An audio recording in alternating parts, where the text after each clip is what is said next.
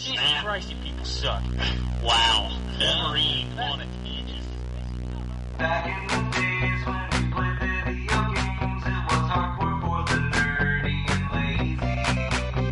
Now things have changed and all our video games are also for the casual and lady. But that's okay, you know the score. We told you a million times before. Playing consoles, not just games, is in the past. And every week you listen to the best damn internet radio crew. It's the N4G podcast. It's the N4G podcast. Alright, it's time! Another week of N4G Radio. Episode 639 for February 15th, 2021. And I want to thank everybody who is on recording with us today because it is a special day. I was waiting on What day is it? the Marvin Gaye music came. Wow, wow, wow. We're gonna get it on. It is the V-Day, Valentine's Day. We record this. But on the show this week, we have Anthony. Yeah, I was lonely enough to come and do this. And we have the Wombat. Love is a many splendored thing. It is. It is. So I hope you are enjoyed your day with your significant or insignificant other. I don't matter. Whatever. Your significant otter. Cracking nuts on your chest. Fine.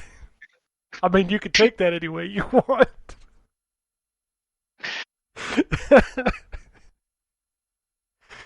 Woo. I'm already off the rails. Yep, I don't have anything to respond to any of that with. Hey, you know. How about you respond with telling us about your video games?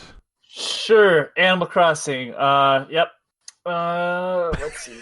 That should be the review of Animal Crossing. Yep. You know what you're getting into. Playing a game called Tohu for review. It's a point-and-click game. It's really well animated. There was I finished the first area. It's separated by planets. So the first level / tutorial is one planet, and then I go to the first planet, and I swear to God, I had to use their hint system because I didn't know what the hell I was supposed to do. And once I saw it, I'm like, I guess I could have stumbled my way into that, but the first part of it doesn't make any sense to me. And after that, I've been fine. But I was... This looks like it's set up for kids, and I don't think any kid was gonna get that either. I'm pretty sure kids don't play point-and-click games. Listen, Ken, maybe some do. I don't know. I don't think they do. They play the Minecrafters. Do they have point-and-click games in Roblox? Yeah, fair enough. I don't know. They probably do, right? I'm sure they do. And then for some reason I decided that I was going to start up Turok on last weekend after the podcast. Turok? Like which Turok? Both. The good there's ones, 7. 1 and 2. Yes, I know. There's actually, excluding Game Boy games, there's 4 for the N64. Yeah. And then there was the PS2 game. And then there was the PS3 game. What was his name? The final boss? Of Tobias. which game? Oh, that's the PS3 one? Oh, yeah. No. On the T-Rex? The guy that rides looks like the Colonel? Yeah, he rides the T-Rex. That's in the PS2 game. Yeah, what's his last name? Turok Evolution, I think was that game. Yeah, okay, then you... give me a second. I'm actually... Yeah, he looks like because there's that terrible Turok game called Turok Escape from Tobias Bruckner? I think it was Tobias Bruckner. There's some great... hold on. Turok. Makes great radio. Tobias Bruckner. Yep. Is he the one that rides the dinosaur then? Yep, he looks like a Civil War guy. Yeah, he looks like the Colonel. Okay. Anyways, I was playing Dinosaur Hunter at first on PC, and I was enjoying myself, but I was like, man, I'm really tired of just fighting shit in the jungle. I thought maybe I forget this game. But maybe it's later, but I'm like, I made it to the third level. I'm like, it's still goddamn jungle. Yeah, a lot of the first game is jungle, and it's very obtuse. Platforming. It's Yes. obtuse too. Like there's portals. You go through the portals. You collect keys, and it's like, oh, you've collected key. No, to be fair, Turok 2 is not much better. You're saving Turok 2 children. Turok 2 at least changes up the environment quite a bit, and is more of a straightforward shooter than Turok 1. Yes, but then Turok you've got that 1 lady that talks to you. What would you like? Yeah, I mean, like you take it's just weird because the first game is clearly sci-fi still, but nowhere near as much as 2. And I'm going to be honest with you, Talset is not as interesting as Joshua Fireseed, or as cool. Completely honest. Joshua But- Fireseed. That is the most video game ass name. Yep. Video game character. We have a native character. What should we call him? Joseph Fireseed. I mean, to be fair, it's based on the comics. Yeah, but I mean that's not fully true because like Turok comics had nothing to do with those Turok games until No, but they were Turok the building ground. So But yeah, I had fun with both of them. good games. But and I forgot how different those games were really from each other. Yeah, every Turok game has been a completely different game. Yeah, Kind of crazy. It's a license I wish existed in better terms than it does. That 360 game was okay. But I mean, like that 360 game was published by Disney. Yeah. Or whatever their equivalent was, and then there's that terrible tile-based mobile game that was. Oh, that brought thing out is on awful. consoles. That thing is Yeah. bad. And there's still 2 other N64 games. Now I think one of them was mostly multiplayer. Rage Wars. Rage Wars was mostly multiplayer, and then Turok 3 Shadow of 3 Oblivion. Shadow of Oblivion. Why did I think of Seeds of Oblivion? Seeds of Evil was the second game. Right. Yeah. I know a lot about. And I Turok. really wish. I really wish. I know a lot about Turok. I wish Night Dive would put out the other 2. I just don't know if they have the ability to. I don't think you can do Rage Wars now unless you're going to make it online, and I just don't know that there's enough interest in that. All right, let me rephrase it. I really wish they would put out 3 at least, because it's the one I've never played. 3 is fine. I mean, it's just because I have the first 2. Just give me the third one. Yeah. I'd play Evolution again though. No, so you wouldn't. I still have my Dude, PS2 It's copy. a bad video game. That's a bad video game. But I just cheat. My buddy that owned.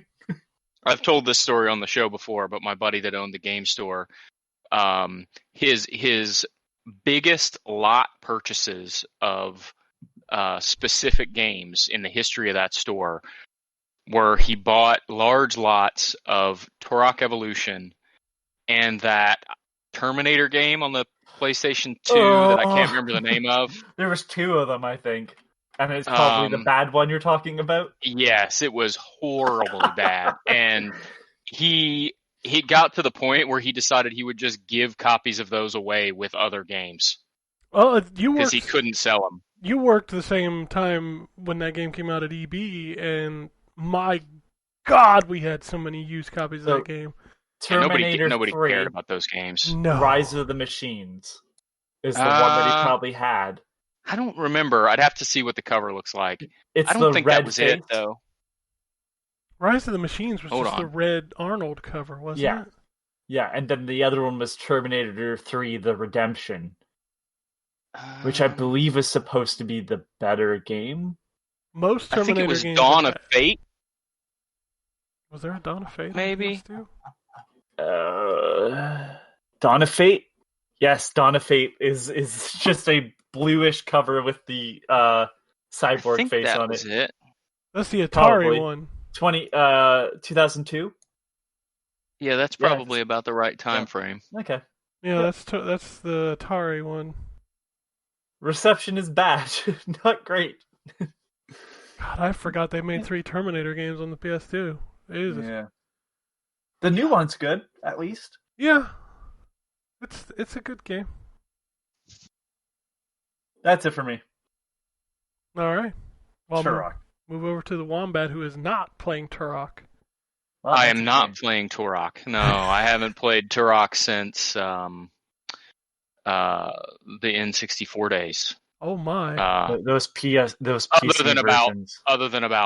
5 minutes worth of Turok Evolution. Oh. You should definitely look into the updated ports of those games because they They're are good. great. They are very good.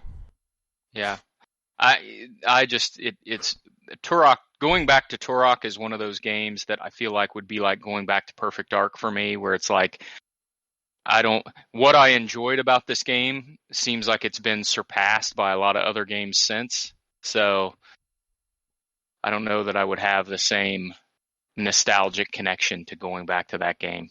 My son really But- liked Perfect Dark when we played it. Like, Yeah, the multiplayer. 360 version of or Xbox One version or whatever, really holds up of Perfect Dark, and that's kind of what Night Dive did with the Turok games brought to PC.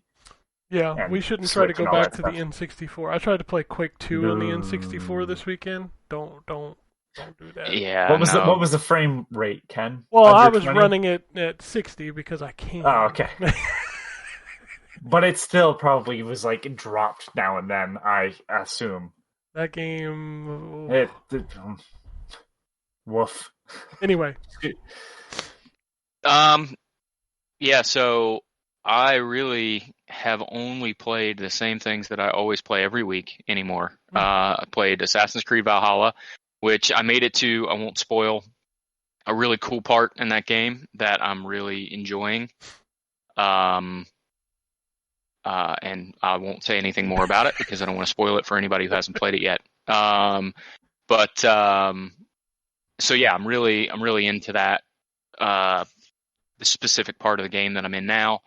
I played Roblox with my son. And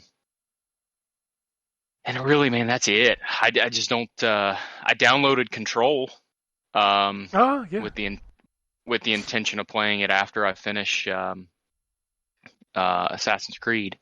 So that'll be the next game on my list. But man, I just haven't had a lot of time. I did play a great game called Shovel My Driveway from all the friggin' snow that we got dumped on us. you get Yeah, to I do it did that again too. tomorrow.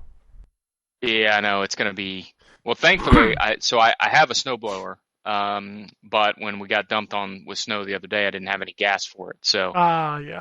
I have gas for it now. So the next round that we're supposed to get another 7 or 8 inches or whatever we're supposed to get, I'll be able to use my snowblower on that. So that won't be too bad. Yeah, But- I gotta make sure to get out before the shit starts tonight. Yeah. Well, I went yesterday to the store and gathered up all the necessary items because you know how it is around here, man. Oh, dude, If I it was snows, there yesterday, and it People was lose just their minds. madhouse of people between last minute Valentine's gifts and preparation for Blizzard 2.0, which is so You would stupid. think it has never snowed Yeah. in the history of Southwest Ohio the way people act around here when it snows. I know, and it's just like, dude, you realize this? You're only gonna be like locked in for a few hours. You'd be all right. Yeah, you'd be all right. It'd be But- okay. But that's the way it goes around here. Hey, So nobody ever accused us of living, in the vicinity of very intelligent people. well, I'm not going to disagree with you there. So what else? I think really, honestly, that's it. I haven't played much outside of that. All right. I guess I'll wrap it up. I get to be the one that played all this stuff. I can finally talk about Little Nightmares 2. My review for that went up. That is a wonderful sequel to a really good game. It's pretty much the same idea, kind of that pseudo 2D mixed with 3D where you can kind of go in and out of the environments. Lots of puzzle solving, platforming, stealth gameplay. The one thing that they did add to this sequel that I think was added that did not need to be there was the combat,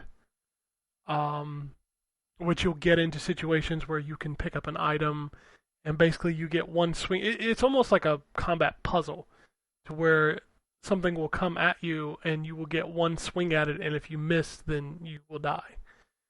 And it really kind of broke part of that game, and any time that it came up, I was just very disappointed to have to do that, because the rest of that game was very much what the first one was, where there was a lot of tension, a lot of really disturbing and creepy imagery that was quite terrifying. I did like the two character dynamic of having the protagonist from the original game kind of help you through certain areas. And it can't be understated that the visual and sound design in that game is just fantastic. Like it is. Is it as wet and gross as the Yes, first game? Yes, Ugh. Extremely wet and gross, and really the most uncomfortable. the sound effects that are happening. The big enemy designs are just as disturbing as the first game, and it is a fun romp. Apparently there's an updated version coming for Series X and PS5, and I would like to see what it looks like then, because it already disturbs me. I'm kind of disappointed it didn't have HDR. It feels like a kind of game that would really benefit from that, that lighting and that color. But it's still genuinely just a beautifully disgusting game. It's their first game in 2 years, surprisingly. I didn't realize there's that much of a gap between the first game and this one. Yeah, Is it that was quite a 2017, yeah. They're a French studio that were very reminiscent of Sweden. I thought they were French. Nope. Why did Swedish. I mean, even their name sounds French. Tarsier is a type of lemur or something. Huh. Well, But I forgot. I was trying to figure out, because it's the other studio that did Rhyme and Sexy Brutal. Because there was two companies that were doing weird stuff. Because this is the one that Tarsier did. Tearaway Unfolded, Little Big Planet 3, and I was I couldn't remember who. They did the Stretchers in 2019 as well, and then they did Static, which is still my favorite VR game. So those are I all really liked Tearaway Unfolded. Yeah. I like that game a lot. A lot of people like Tearaway. Surprised? Well, I'm not surprised Sony didn't bring it back, but they keep trying to make Little Big Planet work. Yeah. Well, they at least did something. They dropped Little Big Planet and just called it Boy. Well, yeah, they finally made it what Yeah. you wanted it to be, which was a cutesy platformer. That didn't have weird ass physics. Yeah. And didn't try to shoehorn creation in. I mean, we all saw how Dreams went. He doesn't jump like he's Poochie leaving the planet. Also, any game that gives you Britney Spears levels is pretty good. I'm not gonna lie. What game gives you Britney Spears levels? Sackboy. Oh, it does? It has There's a music fucking video musical level. levels where the levels pulsate to Move the in time. music. Like Rayman? Yeah. Yep. It's Very much like that. Yeah, and they use a lot of pop artists, and one of them is, I think it's Toxic. Britney Spears Toxic. Oh. It's a cool ass level. I ain't gonna lie. I like the music levels a lot in Rayman. Yeah. That new Sackboy game's pretty good. It ain't $70 good, but it's pretty good. I have to pick it up eventually. Yeah. I wouldn't be shocked if that's a PS Plus game at some point. Oh, I'm sure. I'll talk about Mario last. I'll run through the indie games real quick. I played Endurance Space Action. That game seems like it might have been cool. It's like a top-down twin-stick shooter where you're in the space station where all the crew starts getting infected and attacking you. But for some reason that game runs like dog shit. The frame rate is just really bad. So it was very hard to enjoy. I played The Wild 8, which is a survival game where you pick one of several characters and try to survive in a Arctic area. Stop me if you've heard this a million times before. But you go around, pick up wood and rocks and build tools and survive and collect. It is a top-down twin-stick style, though, so there's your twist. I like a good survival game. Boy, do a lot of them just do the same shit over and over. Yeah, that's kind of like when I was playing the game, I was like, wow, I feel like I've played this tutorial at least 600 times in my life. Punch the tree, build the workbench. I think I've said it before, but I'll say it again. Nothing disappointed me more than Metal Gear Survive being really bad, because I liked the idea of having a survival game with Metal Gear. That game was fine until the tower defense to defend the point shit. And why that's the thing that they decide to make that game revolve around is baffling, because other than that game is great. Yeah, I enjoyed that game up until that shit where you're building fences and it's just so tedious. I did not enjoy it. And I was like, well, I'm done with this. I traded it in. Man, going into the dust, it was so close to being good. Yep, they almost got it. And it's just, I don't want to keep picking up rocks and shit. Like, there's so many more interesting places to bring this idea. Yep. So this is another one of those. So, Robophobic is again, this must have been the week of top-down shit. This is also a top-down game set in the 70s, where this girl going through like these industrial levels shooting robots. The hook to this game is that the enemies only move when you move, so think of like Super Hot. So as long as you're not moving or performing an action, the enemies will not attack. It's got a very chibi art style kind of look to it. It's neat, but again, nothing to get super excited about. Then I played the Ratalaika Jam of the Week, which is Ultra Goodness 2. It is a top-down twin-stick shooter, where you play this angry dude and you just shoot rabbits. Yeah. Fun. Then I played the East Asia Soft is also getting to the point where they're putting out almost a game a week. This game is called #Sinuka Attack. And you play a dude with a pool cue, and you have to shoot pool balls to solve puzzles. So shoot the pool balls into areas to open doors, or to hit switches to open doors. The controls are really weird, where you jump with the left trigger, and you pull the right trigger to like spring load your pool cue to depend on how hard you hit it, and you aim with the right stick to shoot it in different directions. It was neat. I beat it in one sitting. It's not a lot of levels, but it was neat.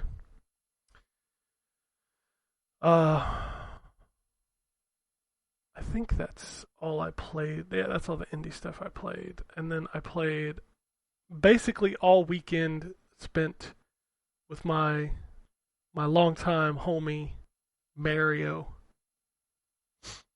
Super Mario 3D World plus Bowser's Fury. Super Mario 3D World in and of itself is a game that was so good and so criminally underplayed because it was on the Wii U. Now you can remedy that. You can play this wonderful game on the Switch, and it's as great as it was back then. One of the best 3D Mario games ever made. But in this package, you also get Bowser's Fury. And Bowser's Fury is awesome. So Bowser's Fury is a new kind of 3D Mario where it is a straight open world. Like, there's no levels. There are areas that you can go to, and inside each area are a set of objectives that you can complete to collect cat shines. And the cat shines, if you've ever played a Mario game, serve as, your standard collectathons, moons, shines, stars, whatever, Mario's always collected. And I mean, it's such a cool concept to put Mario in this open world where you can kind of go anywhere, do anything. The further you progress, you unlock new areas. Eventually, you get the crazy water dinosaur that you can ride. Plussy. Oh, he actually has a name? Yeah, Plussy. Plussy? Plussy. Okay. That is a weird name. But you can kind of go anywhere, do anything, and then every now and then there's this crazy big giant angry Bowser that comes up, and collecting the shines unlocks these giant bells. And basically, when Bowser shows up, you can use one of these bells to essentially have a giant kaiju battle in the open world. And it's kind of amazing.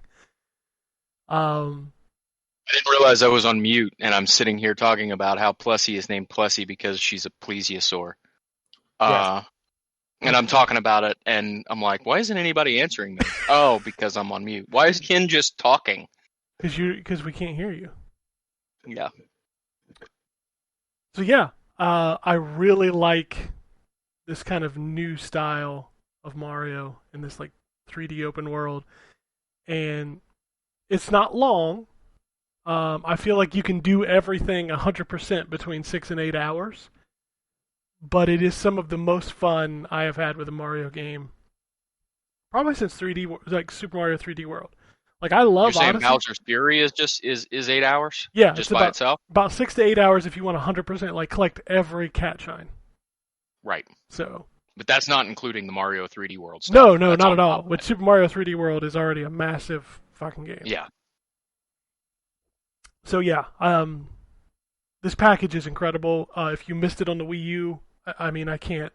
Super Mario 3D World by itself was worth picking up, but when you include Bowser's Fury, it's just off the charts.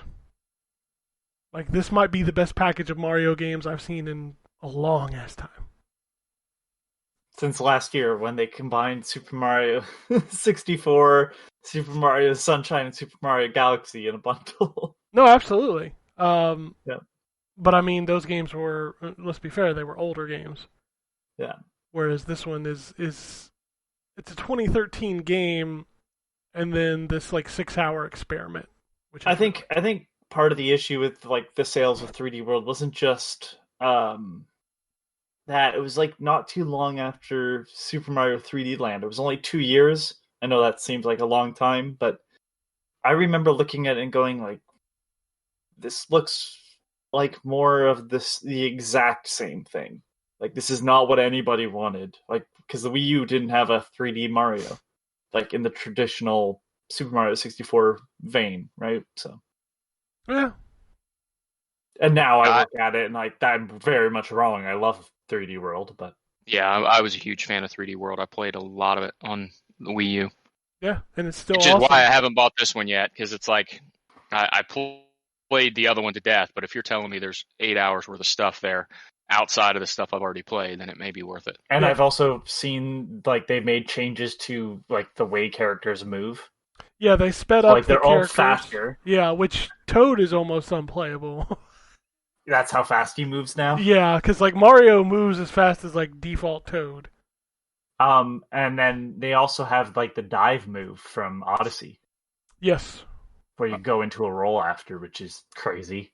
Yeah, they tweaked a lot of this game, and it looks really good. I'm playing on the M Classic, and just getting that sharper image quality and color correction is really making this game pop. Like, if you told me this was running, on one of these new consoles, I wouldn't argue with you. Like, that's how good Nintendo's art design is. So, yeah, I spent a lot of time playing Mario this week, and I could not be happier. I love a good Mario game, and Super Mario. I'm far enough removed from Super Mario 3D World that revisiting it is a treat. because it has some genuinely incredible levels and puzzles and stuff.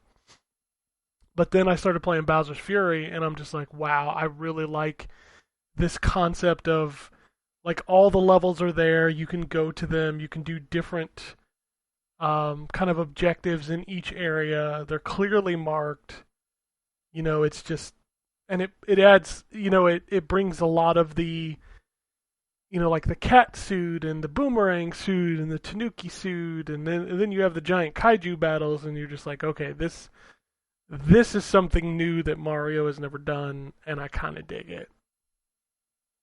It's also co-op too, so you can play 2 players, where one of you is Mario and the other one of you is Bowser Jr. Oh, nice. Yeah, because the premise of the game is that Bowser's gotten crazy. He's under a fury spell, and Bowser Jr. asks Mario to help him, calm his dad down.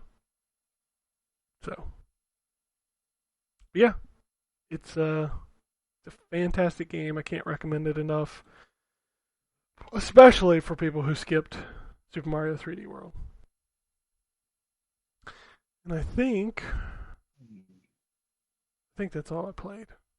I mean, I played Overwatch. I always play that. Ain't nobody care about that. Yeah. BlizzCon's coming up. It's true. Might finally see that sequel. Yeah, maybe, although it's not coming out till next year, so who knows? Yeah, that's okay. That's okay. I got another year of that first one in me. Like by the time the sequel comes out, I will have been playing the first one for 6 years. Crazy. Yeah. Anyway, speaking of things coming out, there's only one more game coming natively to PS5 and Series X for the rest of February. And that is Anodyne 2, Return to Dust. That's a weird-ass game. Well, that's the best I can tell you. I have fun. It's weird. It's very, very weird. The first game's weird. This one's even weirder. Oh, well, there you go. That is the game coming for PS5 and Series X. It looks like an old PS1 game, and then you go inside people's minds, and then it looks like it looks like kind of somewhere between Link's Awakening and A Link to the Past in terms of graphics. And you vacuum up all the dust, you fight a boss, then you exit, and you're back in PS1 world.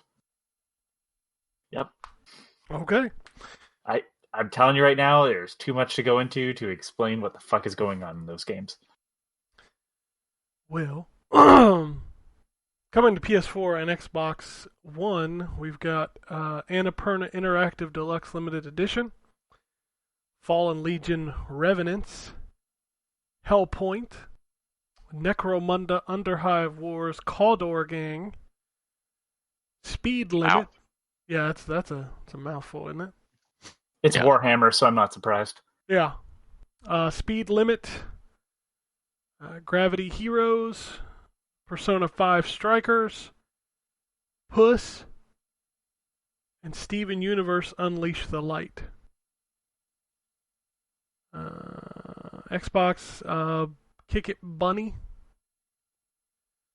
Boom Blaster. Not sure why, but Necromunda sounds like it would be the beginning of a joke that ends with Necromunda these balls. Yeah, I think the same thing. I'm always thinking of like Fromunda cheese when I hear that name. I can't help myself. On the Switch, a lot of the same stuff, but we're also getting Half Past Fate Romantic Distancing, hashtag Drive, Azure Lane Crosswave, Brutal Rage. I think I use an Azure Wave Crosswave to clean my kitchen floors. SNK versus Capcom Match of the Millennium. That's another Neo Geo Pocket port to the Switch. Void Gore. Astrologaster? I guess that's what you would call that. Blackjack World Tour. Capes Escape Game Second Room. Cathedral. Crazy Ose, Glam, Doom and Destiny Advanced, and Thomas Was Alone. I forgot to mention, I messed around with Sega Saturn and 3DO on RetroArch this weekend. Yeah. I really Did every Saturn game run like a slideshow? No, I played Children of the Atom, and it ran fine. Okay. Yeah, it ran fine. Really? Yeah. Should be noted that about a decade ago I tried emulating on the Saturn, and I could get Panzer Dragoon to run with look visually it looked fine, but clearly there was lag. It's the problem's always been the less popular the game, the worse it runs. I mean, that would make sense. Yeah, but it's just one of those things where it's like N64 games, emulating. It's always been weird. It's just obviously there isn't as much love for the Sega Saturn, but I'm surprised that it's running okay via RetroArch because I don't think it's been updated in a decade. Yeah, Well, I mean, I thought Beetle had been updated, and that's what I'm running it on. Oh, maybe. Yeah, that's not what I was running. So I tried to play Guardian Heroes on Beetle not too long ago, and it was like playing it in slow motion. Maybe I should try that and see if that one, because I wonder if it's just a game. It like Anthony said, it's probably going to be a game per game basis. But I booted up, Children of the Atom, and the intro runs fine. Then I hopped into a match, and it felt good. I was able to pull off moves. When Magic Carpet on the Saturn looks like it can run at all. I'm kidding. It's really bad for it. Yeah, and I booted up 3DO, and I am reminded that I did not need to play Way of the Warrior again. You didn't need to play anything on the 3DO again, if I'm being honest. I mean, I could grab some Plumbers Don't Wear Ties and play that. Why did I think that was the CDI? No, that was 3DO. CDI, I looked into it. Maybe I'll check out the Zelda games on that. Just so I can hear that rockin' theme song, the do do do do do do do do. I'm also starting emulation. to. What's that? I was gonna say, I wonder if the Saturn emulation would make my copy of the Horde show Kirk Cameron in high def. He'll come out and tell you about Jesus. Ugh. I'm still waiting on the update for PS2. I'd like to dick around with PS2 and RetroArch. Yeah, I guarantee my system won't run PS2 and RetroArch. Yeah, that's definitely a possibility. You'd have to have a beefy machine for that. I also kind of started tinkering with portable stuff. I played some GBA, Game Boy Advanced, and Game Boy Color stuff. I just took I bought a bunch of trays recently for all my Game Boy games and put them in a little plastic shelving unit. It's very nice to have them all organized for once instead of just in a bin. Yeah, I forgot some of the great games that came out on Game Boy Advance. I was messing around with Circle of the Moon and fucking the Metroid games. So yeah, going through mine, I was just oh yeah, I remember all the Super Mario Advance games and the small changes that they made. Yeah. Yeah, like you said, the Castlevania, because I have the double pack of Aria of Sorrow, and I don't remember the name of the other one. Circle of the Moon is its own cartridge. What was the other one? With Juiced Belmont? God. Is that the one I played? I gotta try to remember. All the advanced games always bleed together for me. This is the one where it had that really weird neon glow around the character. Oh, the two that I messed around with, Aria and Circle of the Moon, those are the two I messed around with. I hate the fact I can't remember. Harmony of Dissonance. Harmony of Dissonance? I thought that was the 360 one. No, that is... Harmony of I Despair. thought so too. Harmony of Despair. Okay. Yeah. terrible naming I convention. mean, there's too many weird fucking. It's always something of something with Castlevania. Drives me crazy. Dawn of Sorrow made sense because, well, no, it didn't because it wasn't on the DS. Never mind. No, Aria of Sorrow is the Game Boy Advance one. Dawn of Sorrow is the DS one. Oh, is it? Okay, so that makes Yeah. sense. The DS. Yeah. Dawn of Sorrow. Gotcha. So yeah, it's always fun to catch up and kind of mess around with new stuff.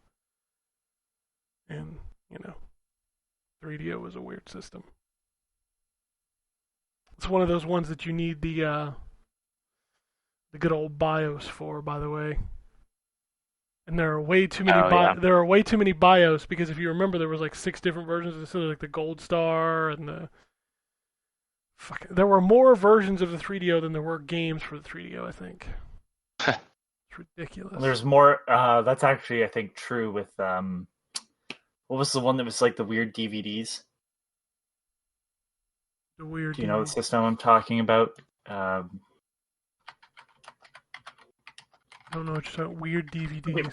Give me a second, all right? I'm finding what's the. I'm pretty sure it even had its own stupid version of Tempest.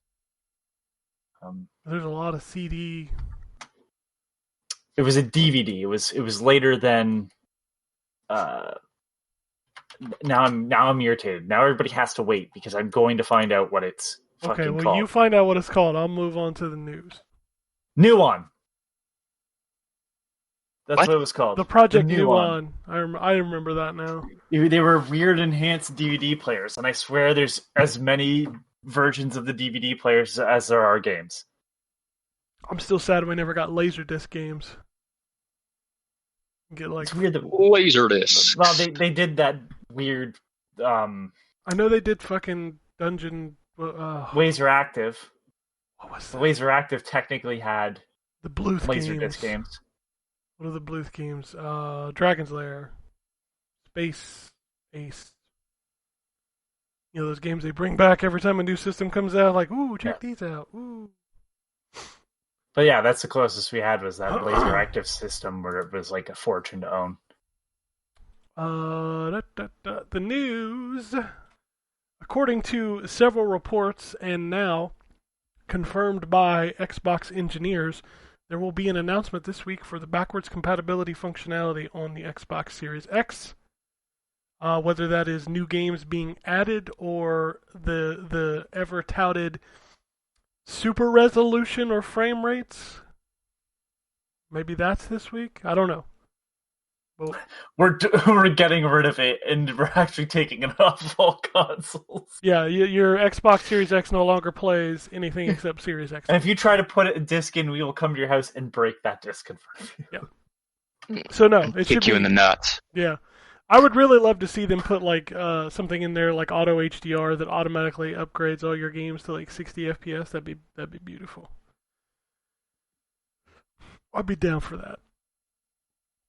Forza Horizon 4 is coming to Steam.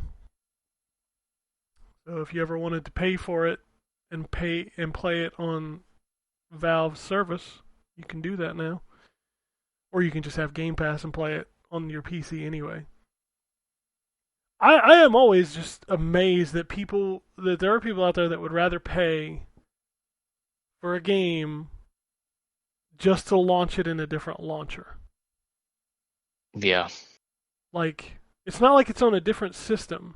Well, it depends because if it has Windows 7 capability, the Microsoft or Xbox or whatever isn't available on Windows 7.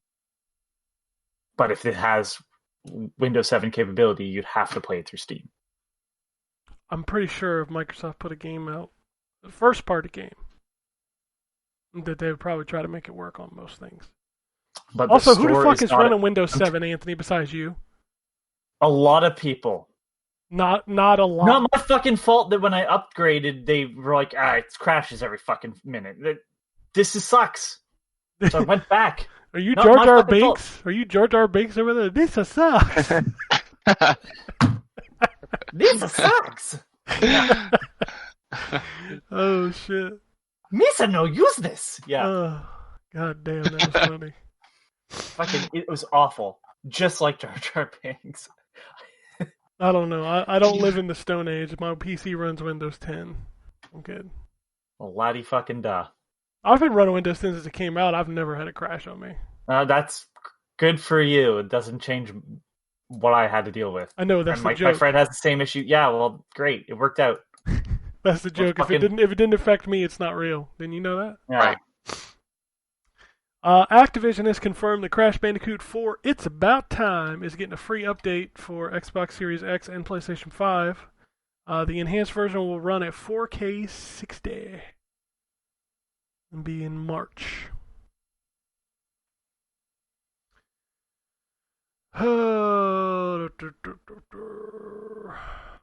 There are sign-ups if you want to check out MLB The Show 21. There is a closed beta coming soon. Interesting. Tales of the Borderlands is going to be relisted. So if you missed out on that, you can go get it again. Final Fantasy XII was added to Xbox Game Pass this week, and apparently in Japan, it was immediately removed the next day. Okay. So, like, it's not available in Japan. You know, the Japanese RPG Final Fantasy XII is not available in Japan on Xbox Game Pass. I have no idea why. Weird. Yeah. Remember G4? Yeah, You know G4's coming back? I did know that. I know that specifically because Xavier Woods is going to be one of the hosts. Well, I've got two more hosts for you from the original G4. yes. We have Adam Sessler and Kevin Pereira are coming back. Yep, I heard that. So you can get excited to watch G4.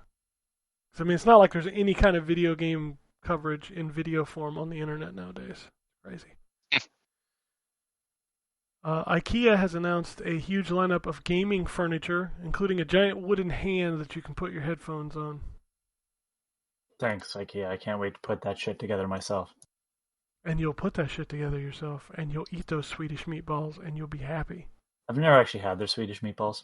People tell me they're actually pretty good.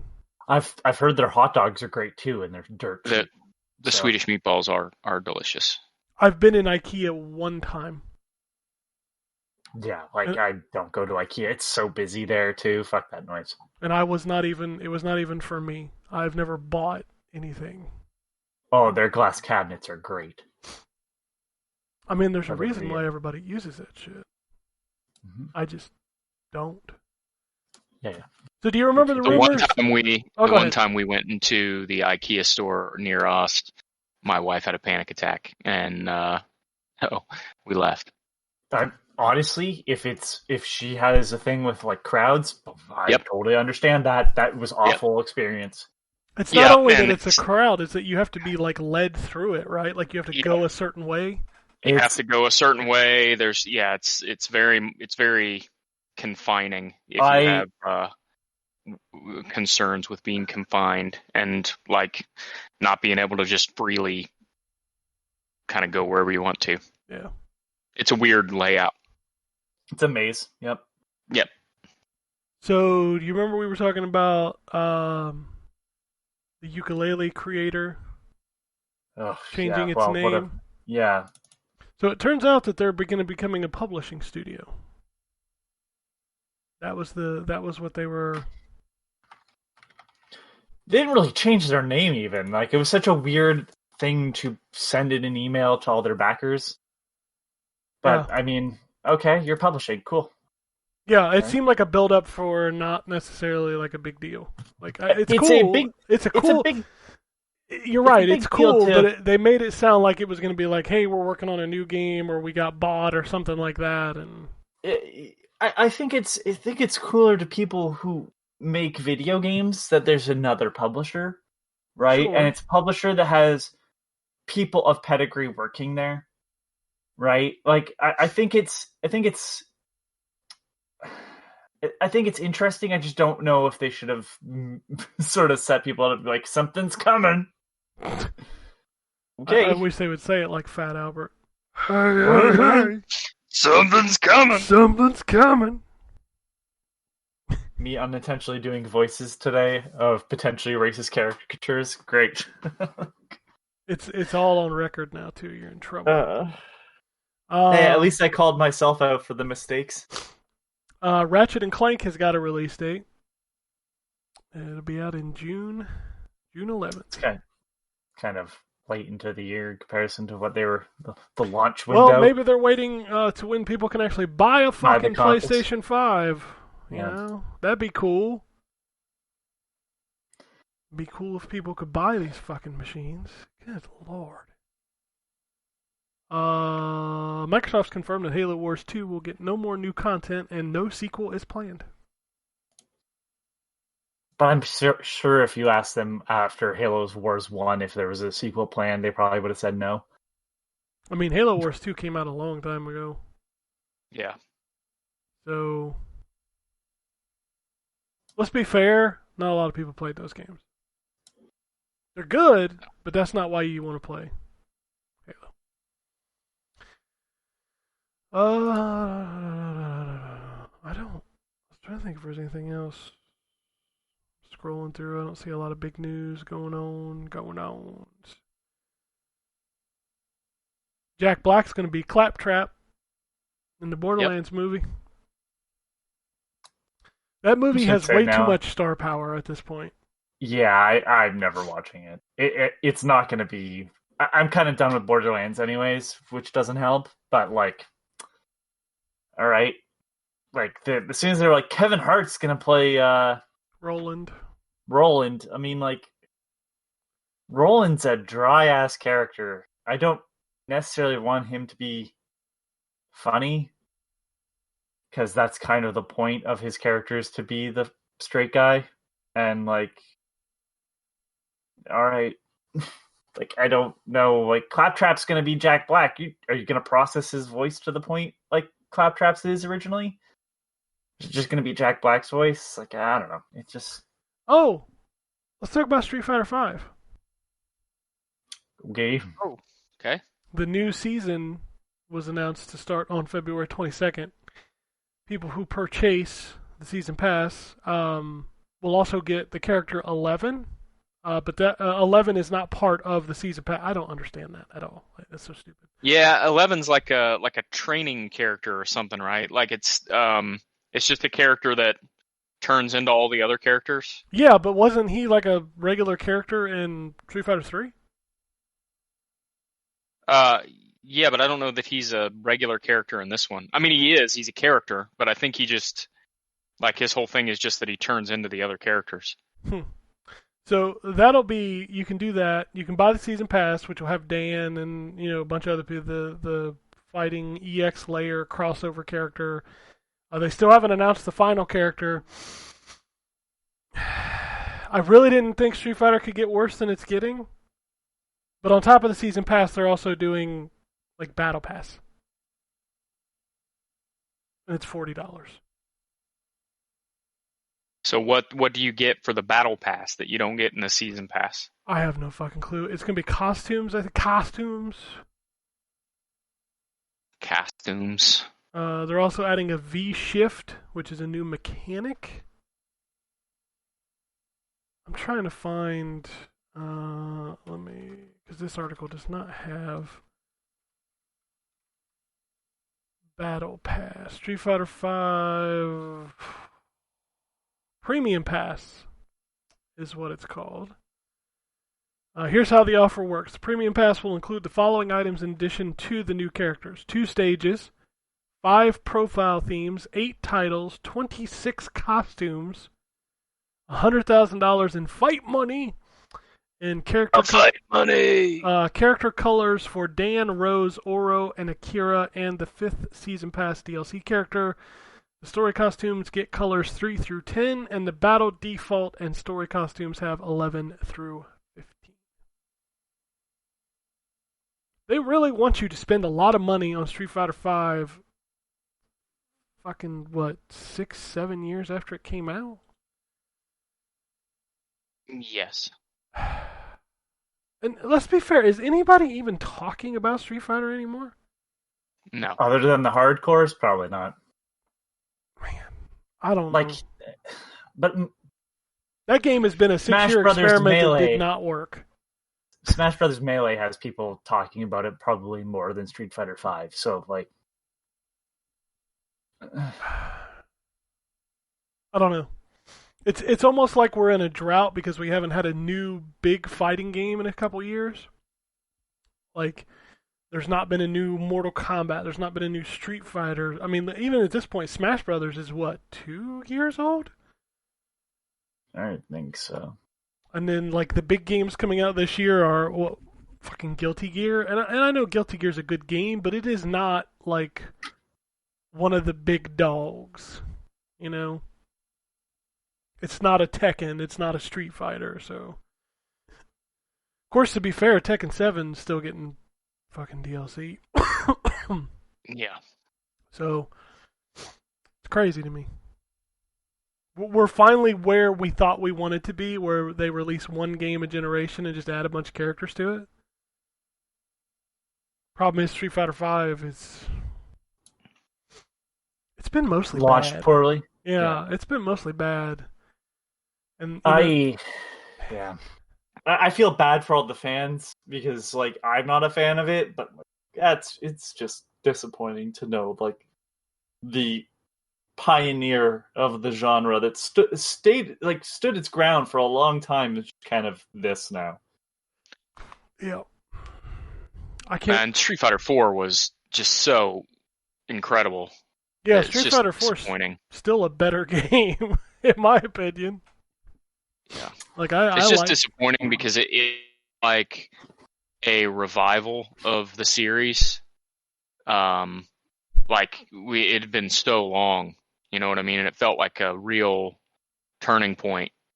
And instead it just turned into this.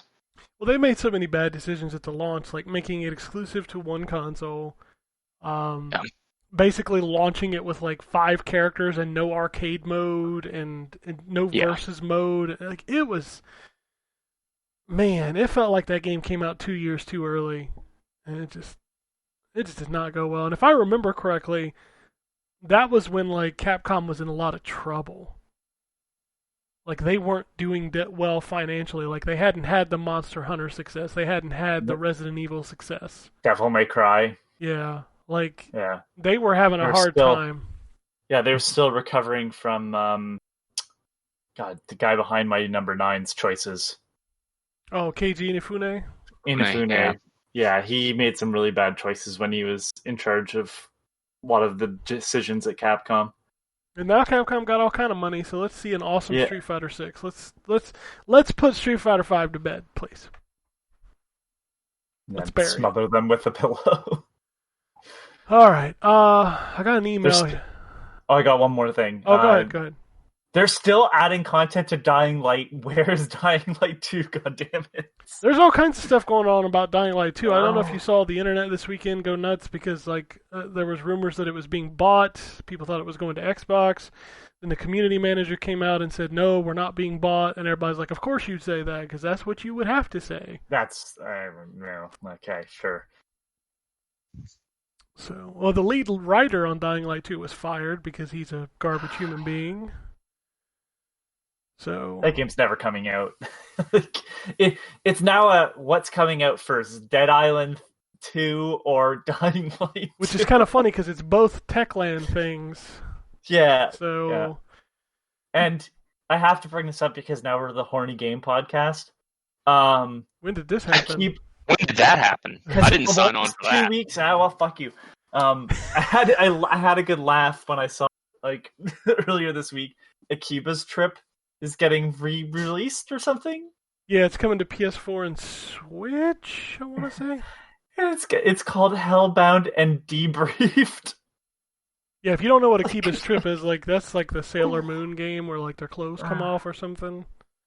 It's like, literally, it's written in a way so you read it as Akiba's Trip. I just thought that was funny. It's wordplay, ladies and gentlemen.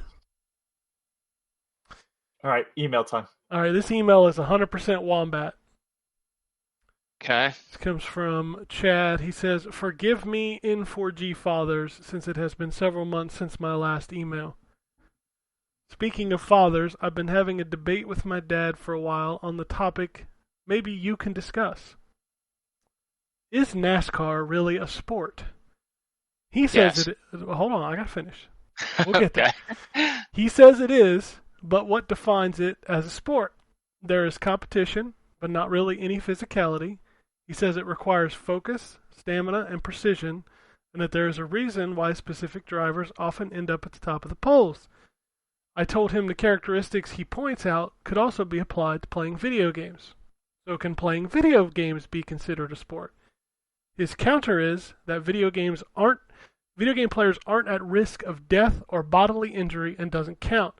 So back to my first question, is NASCAR really a sport? Till next time. Yes, it is. There is. Not only is it like super hot in those cars, they are wearing a bunch of protective gear, which makes it even worse. Then they're under a certain amount of like force from driving the car as fast as they are. It is exhausting from the sounds of it being in one of those vehicles as long as Yeah. they are. Yeah, I mean, it's. I don't know if you've ever gone on a car ride longer than an hour and a half.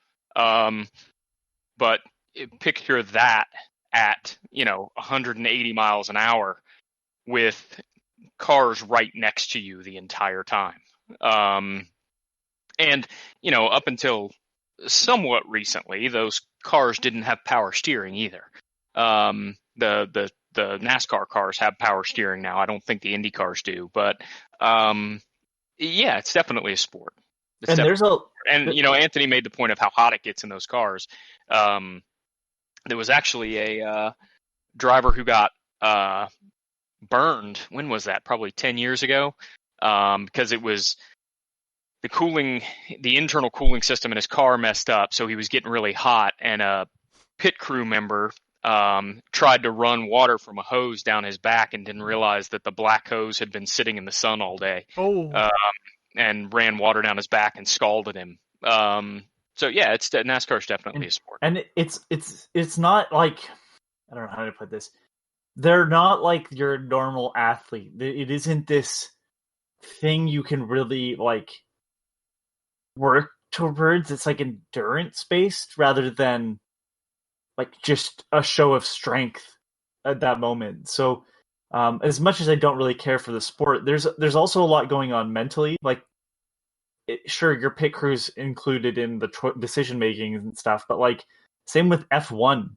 Like, those people have to know what's going on with their car at like all times, and that's like, way more than people think. Like, we drive on roads very slow in comparison, and they're having to make split-second decisions.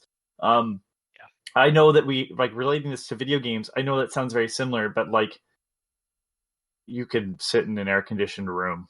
Like, yeah, it's there's not the definitely same. there's a certain degree of athleticism that goes along with NASCAR that's just not present in competitive gaming. I agree with you that the like focus and the mental skills and concentration are similar, but physically, there are physical things that go into driving a stock car that just don't encounter. It's not like driving your car. I would recommend looking up, some of the videos or articles online about the physical toll of driving a stock car. Well, to counter, and I don't disagree with the NASCAR portions of this, I as much as I joke about it, I do think it is a sport. As far as gaming goes, competitive gaming is not like you playing a video game. No, for sure. There's a reason why the competitive gaming literally, besides the skill ceiling, most people don't do it past like 25. And it's because of the mental toll that it also takes. Like, there have been people that have had true mental issues. Absolutely. That's why I said I think the level of fixation and concentration, the mental aptitude is very similar. The video games don't have the same physical toll that something like stock car racing has. Like I would have no problem with them both being sports. But being I- Sure, called I a don't. I sport. mean, yeah. yeah. I really, honestly, anything like that requires skill, I'm confident calling a sport. I would call golf and bowling and darts a sport it's because they require a certain amount of dexterity. yeah. I mean, yeah. I guess if that's the thing to say, like, but I don't consider something like poker a sport.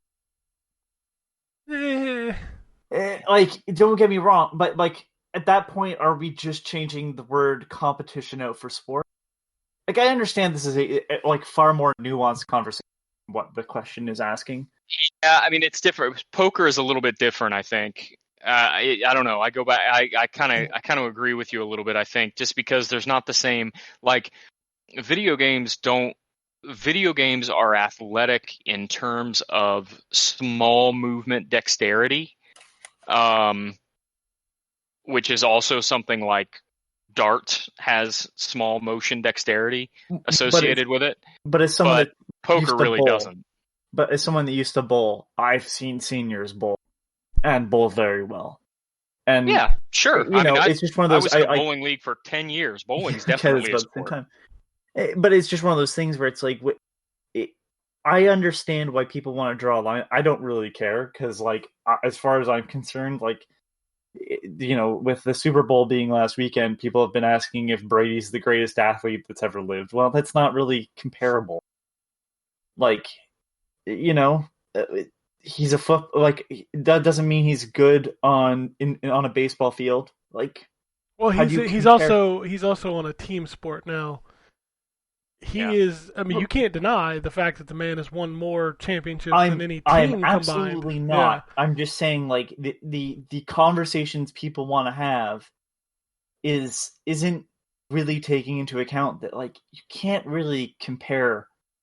Like, I don't compare people that play video games professionally to athletes of other sports because they're not the same realm of how you even perform. Like what do you have to do to play well?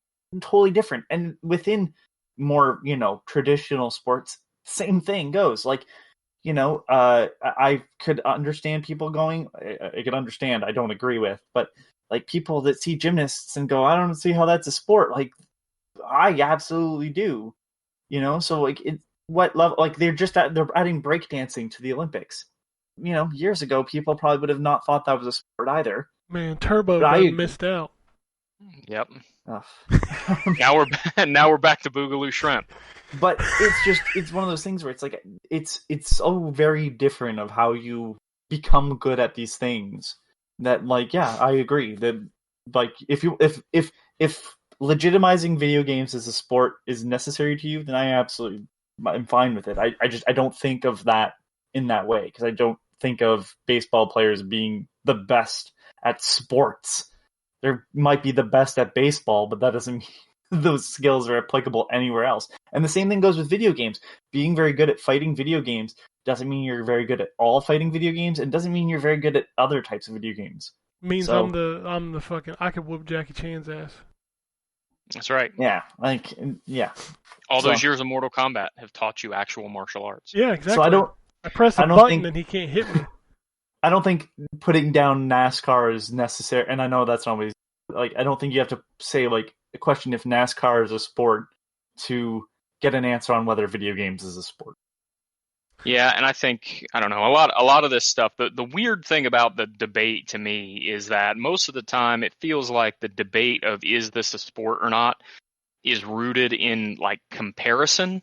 Like, how can you compare what these guys do to these other guys? And the answer is you can't, because it's all different skill sets. So why even fight about the comparison?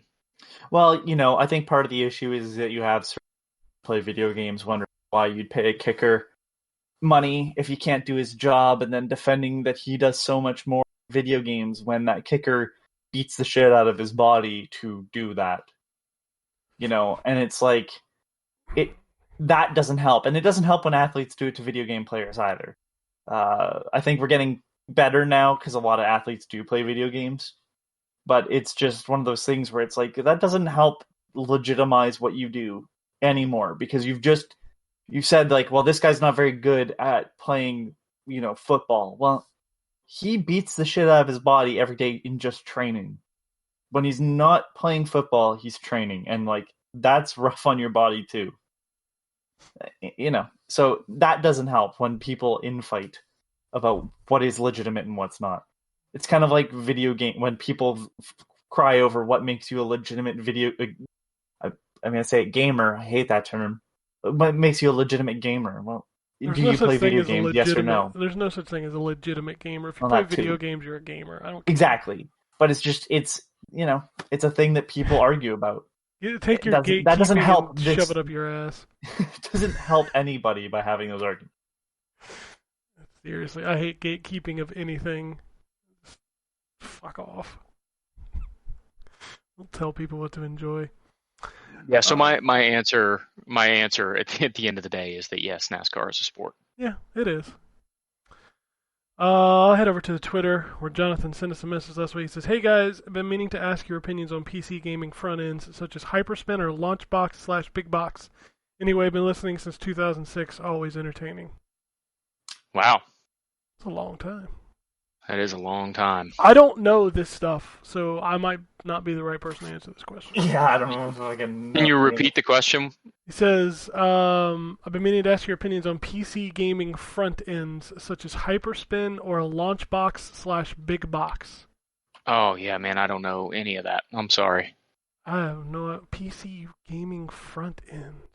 Oh, yeah. Yes, you do know what he's talking about. It's basically what you're talking about when you're talking about RetroArch. I know. As soon as I saw Hyperspin, I know exactly what I'm looking at. It's Hyperspin is. I think you can actually run it RetroArch based, where it's like spins through like a wheel on the right hand side to show you all your games.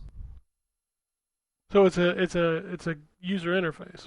Yes. What was the other one? Launchbox/Big Box. Launchbox. I don't know about that one. I know I hate RetroArch. Oh yeah, I recognize all these. I hate recognize RetroArch's default UI because it reminds me of the PS3 and it makes me cry. I recognize these all. I've never actually heard the names of them, to be honest with you. I mean, it's definitely fancy. I'm so particular that if there was a mistake, it would all have to be shut down, and I'd have to redo everything by hand. Yeah. But I mean, I like the choices that you have for Steam library at this point. When it doesn't look like that, I get irritated. So the fact that like Big Box/Launchbox looks the way it does is probably the version I'd use. But I've seen all of them. I mean, a good user interface is. I don't really have a choice on what's better. It's such a particular way if you want, and it depends on what you're running it on too. Like maybe the spin one is better when you're on a TV, and then on a PC, I'd say Launchbox probably because you have like set up like a menu or a folder on desktop. But I don't really emulate stuff, so then probably not the person. But like Ken just said, he doesn't like the setup of RetroArch. So That's only because it reminds me of the PS3, and I have very bad memories of the cross-media come bar. on, I was gonna say it's the cross-media bar. Come on, Yeah, call it it what sucks. it's called. What sucks? terrible. Like RetroArch It's also, always been you bad. can load new UIs in RetroArch, but it's a pain in the ass. Think you can load these as UIs because I was watching somebody on YouTube take one of those like build yourself arcades, but it wasn't Arcade 1-Up. It was somebody else. Was it Hyperkin? Somebody made one that's like an emulation, and he installed software, and it was a spin one. So.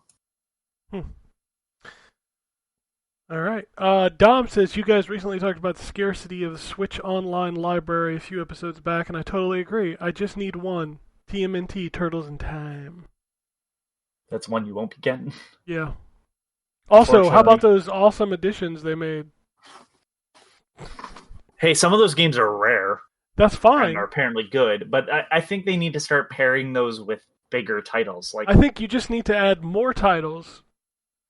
well, yes, more frequently, yes. But I mean, like, instead of giving us 2 rare games, why don't you give us one rare game that's very good, as well as a game that people know. Where the fuck Because I is think when you give- Earthbound? Where the fuck is Chrono Trigger? The Chrono Trigger one you'll never get because they should just choose to sell the mobile version, but they sell that game for $15 still on mobile. Square Enix is really good at doing that. But I mean, Dragon Quest is on the Switch, so they should just get the mobile version and put it on. Fix the graphics, so. I don't know. The fact that Nintendo doesn't have like an ongoing Netflix style where they're adding 20 to 30 games a month, I don't get. Well, it's not even it's not even that. They don't add some certain months. There's a drought sometimes. I don't understand how. Like I this, this literally takes no effort to dump these things on there. Yeah.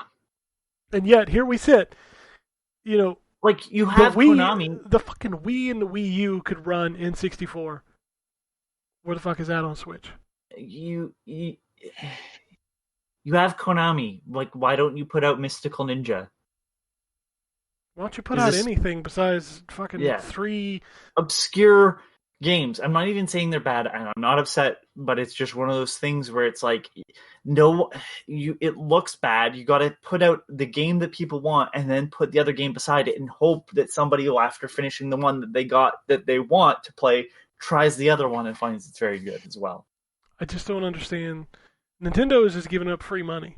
Like ActRaiser 2. Could I please get Illusion of Gaia on my Switch? Thank you. Nintendo could charge $15 a month to access all of the games from the Super Nintendo and the NES, the ones that they could license, and people would pay it.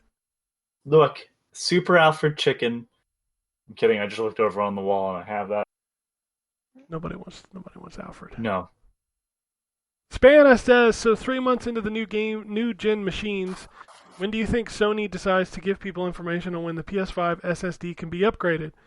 Also, watching the Digital Foundry comparisons between all 3 consoles, the PS5 doesn't seem to be the fastest at all. Thoughts? Great show, guys. I don't know what's going on with Sony and their software division. I, on a weekly basis, get irritated that HDR is always on, because it washes out so many fucking games. By the way, speaking of Street Fighter V earlier, that game is broken on PS5. Nobody seems to care. Nobody seems to be fixing it. Buy our Battle Pass. As far as a storage expansion, I don't know. Like, there are so many things that are weird with the PS5 UI that I don't like that Sony has yet to even like address. So I don't know. And yes, I have seen the Digital Foundry stuff, and what he's talking about is like, you remember Sony was like, this SSD is revolutionary. Games will load so much faster. When you compare games loading on the Series X with its standard, NVMe SSD and Sony's SSD, a lot of times Xbox is faster at loading the games. Which is weird, but then on the flip side, games perform better on the PlayStation 5, whereas the Xbox was supposed to be the most powerful console. So many gigaflops, or whatever, teraflops. T-flops, baby. T-flops. The T-flops are off the charts. I'm going to give you the PR answer that nobody likes. Developers are still learning both of these hardwares, and COVID. Yeah. It's going to take longer. I mean, you've seen how many games have already been delayed into 2022. We still can't buy consoles in February. A lot of games are coming out that don't even take advantage of the new machines. I mean, True. This is the way shit works. And this time it's going to take longer for us to start really seeing the benefits of these new machines. So just enjoy the fact that your investment will probably last longer this time than it did last. Fingers crossed. Yeah. Just give me some games. All right. Let's Dustin sends in and says, what's the point of fighting an optional boss if you can't die? I can see dropping down the difficulty if you can't hack it, but straight up not being able to die, where's the fun in that? Just watch a YouTube video instead. What's he talking about? So last week we talked about Control. There are optional bosses in that game, and Anthony had mentioned that he'd just given up on one. And with the new version that came out, you can basically click a button in the options menu that you will never die. Oh. It's an accessibility option for people who have trouble with video games. And his question is, why is that fun? Well, see, here's the thing. Video games. Because I like to see check marks being knocked off. Well, video games. Part of it. The fun of video games may be for you the challenge, but that's not what everybody's here for. Some people are just here to experience the game. And if they don't, if they don't want to be challenged, or if they don't want to be, there's a reason why cheat codes have existed since the beginning of video games. Yes, it's because the developers were like, I don't really want to see this. I want to just experience it to make sure it's all works. Well, not only that, but so many people use them, and so many people like, and some people need to use them. Some people have trouble with certain kind of games, accessibility-wise, and there are people like me, even, that are like, you know what? I don't feel like dealing with this bullshit. Let's just turn on the no die button and play the game, because I'm still interacting with the game. Right. It's not that I just want to watch what happens. I'm still playing it. Also, in this particular scenario, that boss fight sucks. But like watching someone that's very good play it might take 5 minutes. It's not just I can't die, the problem has been solved. Right? Like if I put on one shot kill, then maybe I could understand like what's the point. But in this particular scenario, it just means that you can't die. It doesn't make that boss fight that much easier. You're still going to be standing there for a while. Well, here's the funny thing. Like, he seems unable to grasp the fact that people can enjoy something when they don't have consequences. I'm going to be real honest with you. Replaying through Control, since I've already beat the game, I turned on all of that accessibility stuff because I wanted to get back to the DLC, because you can't just play the DLC.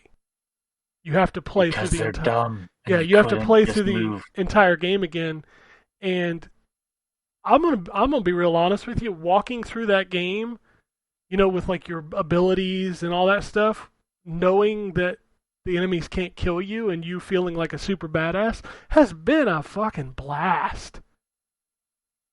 Like, I've been having a ball just like picking It's people up. basically New Game Plus for you. Yeah, like I'm just walking through, not worrying. So like, those things that shake and like the really annoying things that chase you that make the screen like I just run into them. And it's just like, I feel like a badass, And I think that's cool. If you want to be challenged, you don't have to tick the box. It's kind of like the only thing I can think of like that's sort of like this, because I can't. This scenario is so weird that I can't really nail it down. But it's like when the Fallout 3 Game of the Year edition came out, right? You could quickly access the Operation Anchorage DLC, get power armor training, and the Chinese stealth armor. And boy, does it make the rest of that game kind of a cakewalk. And that's the Because you thing have is, power armor, and you have the stealth suit that makes you invisible. it's But just like fun. it's. It was fun to cause chaos. That's what I'm saying is I don't understand the gatekeeping of games have to be hard or challenging to be fun. They don't. Well, in this particular scenario too, like as someone that played the game, I was done the story. This was just like, oh, I'm just going to clean up the check marks. So I was doing that, and I walked into the room, and I fought that boss multiple times, and it's not the boss. Like, it's not what he does that's the issue. It's that they do an artificial difficulty spike, and I'm not the only one to call this shit out, where and as I know Dustin's a fan of Dark Souls, the worst bosses in video games are not the ones that are hard. They're the ones that make artificial difficulty by just sending out swarms of enemies. We've got them It's fodder not enemies. fun. Yeah, well, it'd be one thing if they were fodder enemies, but generally these enemies increase in difficulty, and you have to juggle them with the boss. And in this particular case, the boss is flying. So I have to look up at that boss, who again isn't integral to the story in the slightest, and worry about what's coming in on the sides of me that I can't see because I don't have peripheral vision like I do in real life. It's the same issue I had with a specific boss in Death Stranding. The boss has some challenge to it naturally, but the bullshit comes in with the fact that I have to stare up at this one weak spot, and I'm firing missiles, and they're deciding that at, well, in that particular game, ankle height is where I'm going to be attacked. So I can't, like, your camera limits what I can see. So I am now in a scenario that is sort of unfair. I prefer to just fight something that is hard, that takes more skill, or either fighting head on or through figuring out the puzzle aspect of it, like when is it weak, what do I have to do. You can make that stuff challenging. If you're just going to throw enemies, that's not fun. I fight those on the regular anyway. And in that particular boss, it has this weird vampire enemy that kills you in like one shot, eventually, too. I just like to play video games. I don't give a fuck if they're hard or not hard. It don't matter to me. He also says 13 Sentinels is not a horny game. That's all you can. Know what it is? Yakuza 0. Can comment. Okay. I'm sorry that I offended you that I called 13 Sentinels a horny game, but, you know, when the children have to get naked to get into their mech suits, that's kind of horny. It's also kind of gross. Don't worry, if you prefer, if you would prefer for me to tell you that it's a gross game, I can tell you that. I like my gross games to be Booger Man. Thank you. Booger Man. I don't know. Yakuza does have its horny moments. There's no doubt about that. Is it Yakuza 0 or is it Yakuza 6 that has you help the dominatrix? That's 0. Okay. I mean, there's probably something like that in 7. No, Yakuza 6 is the one where you can sex with models online. Because that's the you one can do that that in has 0. Online on computers. You call them. So. Yeah, it's phone sex. Yeah. It's not the same. This is the one. It's where kind of the same thing. Come on. Yeah, I mean, well, they use real models in Yakuza 6 because that's Jay's review has a picture of that. I think it says "Show me your boobies" is what Kiryu's typing in. I'm gonna be 100% honest. About 90% of the games coming out of Japan are kind of horny.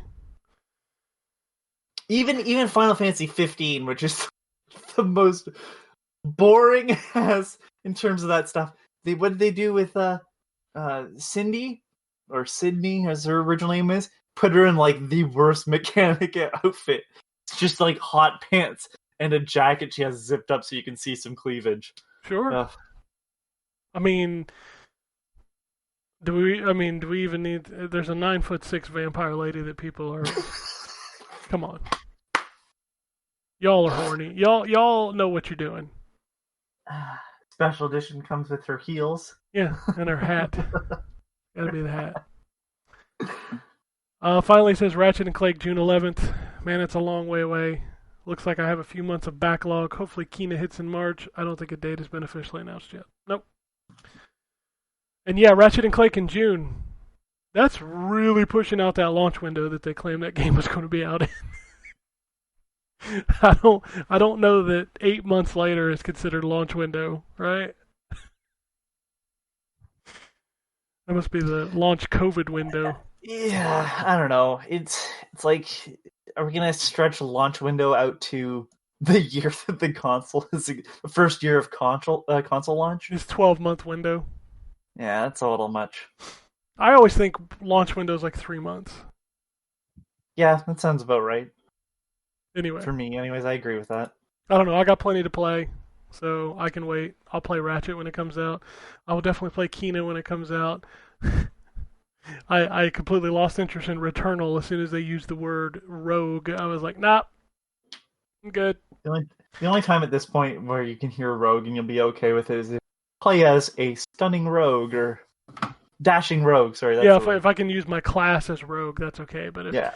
if your description of your game includes rogue, run-based, or Souls-like, I'm probably out. Sorry.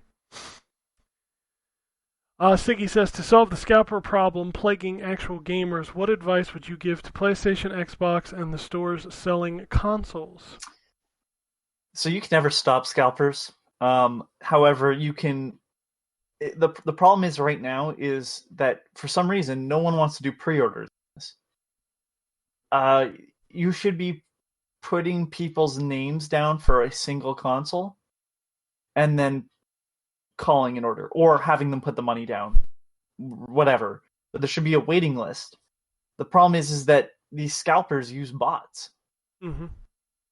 You can't beat something that thinks in seconds, No. right? No. So not only should they have ways to circumvent that, they should be thinking about it. The problem is they don't care. None of these people care. They're selling consoles. Yeah, they're selling it. Sony doesn't care that you mark up their console on second market because it just means that they're probably going to sell another console in the future. Well, not only that, but they get all the news stories of like how hard it is to get one. Yep. So Ups their worth. There's no benefit to Sony stopping it other than to appease the consumers. But here's the thing, y'all consumers can bitch and whine and piss and moan about it, but you're still going to buy one when you can. It's like everybody that complains about insert game company, but then buys their product. Yeah. All you Nintendo fans, Nintendo's so anti-consumer, and then they bought the thing. But you're the fucking dumbest asshole. Remember the That's coming from me. I'm the dumbest asshole on this podcast. And I think those people are dumb. You can't complain about something and then do the thing that's going to promote that behavior. Remember the boycott of Pokemon? That really hurt that game, didn't it? I remember having, back on Twitter, I remember having an argument with someone who I considered a friend at the time about it. And I remember them saying, well, they were anti the DLC portion of Sword and Shield, because some people trade in their Pokemon games to get the new one. Except, what?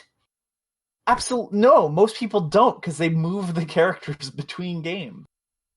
It's kind of literally that's been the concern of most people is, can I bring the stuff forward? And that's what started the anger with Sword and Shield. When people said, I can't bring my stuff forward because half of these Pokemon aren't in here. But then they bought the thing anyways, and then they bought the DLC, and they just bitch and bitch and bitch and bitch and bitch. Sounds like the internet. But it's like, in this particular case, like, literally, they don't care about you because A, you buy their games anyways, and B, kids buy way more of these video games than you do. Yeah. So I think my son has spent about $1,000 on mine coins, for Christ's sake. I don't know what those are.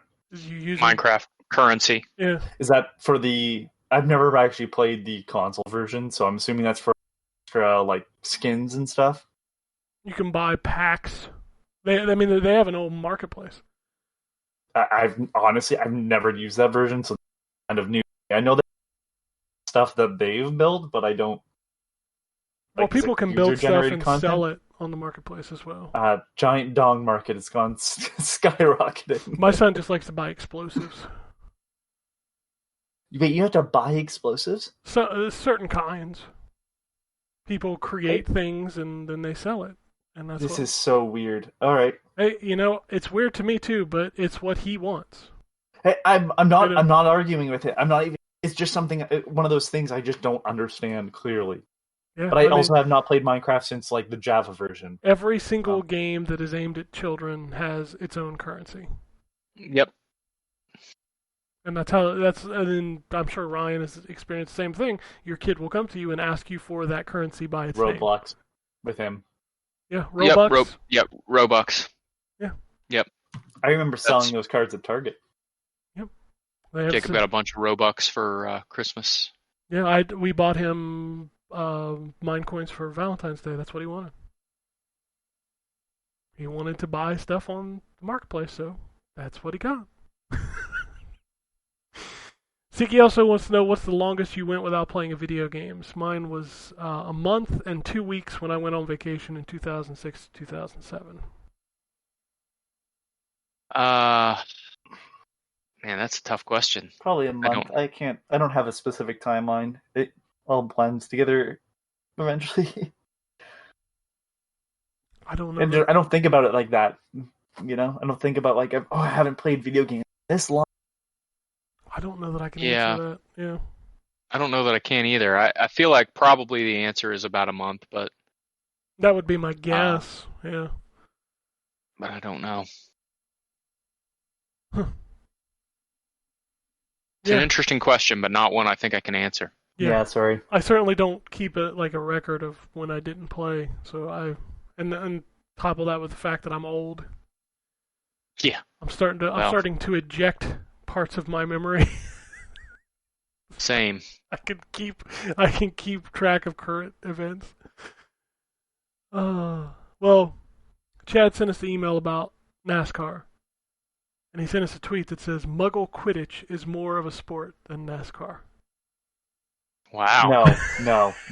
What is Muggle No. Quidditch? That's some Oh my Harry God. Potter shit. I don't know. Well, I know what Quidditch is, and I know what a Muggle Okay. is, but I don't know So- what Muggle Quidditch is. Do you know what LARPing is? Yes. Then put that together. Oh, okay. So it's people pretending to play Quidditch. It's people playing Quidditch as best as they possibly can while kind of LARPing their wizards. Like in the real world or Yeah, in the Harry yeah. Potter universe? Yeah, I mean, they're in the real world. They're playing the best version of Quidditch you could possibly play. I gotcha. And they I call mean, it Muggle Quidditch because yeah. they're not wizards. I get it. Yeah. Makes sense. How do you know Like they're I not don't wizards? hate them. Don't I mean, judge. whatever. Do your own thing, but no, they are not. I played Muggle Quidditch down at the Four Seasons in Total Landscaping. The NASCAR. Sorry, no, they're not more athletes than the NASCAR drivers. I'm sure we've already covered that, but I just want to make sure that is perfectly known. That no, You're playing a fake sport. I mean they're Fake playing, play. I guess, a real sport that just isn't. Quidditch is not real, Anthony. I hate You know to what be I mean? the bearer You know of what I bad mean? news. Like they are. Listen, pro wrestling isn't real, and those It's guys like- are athletes. Yeah. Well, Yeah, I was gonna but- say, like, it'd be like saying, like, you're playing a not a real card game if you played Gwent in real life. You can't fly on a broom. Did I say that they fucking fly? You This clearly have to conversation make has really adjustments. gotten hilarious. You Not with can't that fucking actually attitude. fly on a broom. I Did just- I I don't- say I they don't were know. flying on a broom? Yeah, like, I don't know what the fuck. When did you take that out of what I said? Because you were like, it's like playing Gwent with different cards. Like, no, you're still playing with cards. You can't literally. You said it wasn't a real game. I'm like, well, technically it has doing something, so I guess it. Humans What the fuck do you want me to flying say? on I don't inanimate take part in objects is not real. It's not real. I hate to break that down. I hate to be the bearer of this devastating news. You know, when people play freeze tag, they don't actually fucking freeze. Friends? Yeah. Or, yeah, it's the same shit. No, it's not. Yes, it is. I lost a cousin it's to a bad game of arbitrary- freeze it's- tag, so He got Ar- hypothermia and died. yeah. It's arbitrary rules. I don't understand what the fuck you want me to say. I don't play it. Oh shit! I want to see people LARP Quidditch now. Do you see? Have you ever seen the people that like do the fucking fake horse race? No? Oh man, it's oh god. fake It's like horse a horse race? head. Sorry. A fake, like a hobby horse? Yeah, Like a horse on a stick? Do they have Yes. a stick with like the head at the end yeah, of it? that's and then, it. Could you like slap the stick? Like, get on, boy, get I'm on. assuming they do. It's just like Listen, Don't wanna I'm be not going to judgmental. begrudge anybody what they want to do for fun, but I wouldn't call that a sport. yeah, I'm perfectly willing to say that NASCAR is more of a sport than fake. I mean, honestly, they're probably both sports. They probably both involve athletic activity and I mean- trying to score points. I just wouldn't put them above. I'm going NASCAR. for it. I'm calling Muggle Quidditch a sport. God damn it. Ryan, I don't want to know. I don't know how to tell you this, but you can't fly on a broom. Okay. Keep Yeah, but I saying can all these pretend to things. fly on a broom. You can't. You can't do it. I can pretend. No, pretend is not a sport. If pretend is a sport, every motherfucker's an athlete.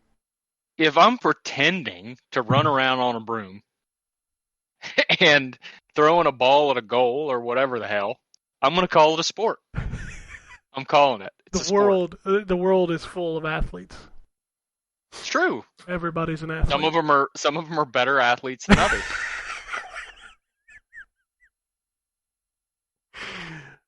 Oh shit.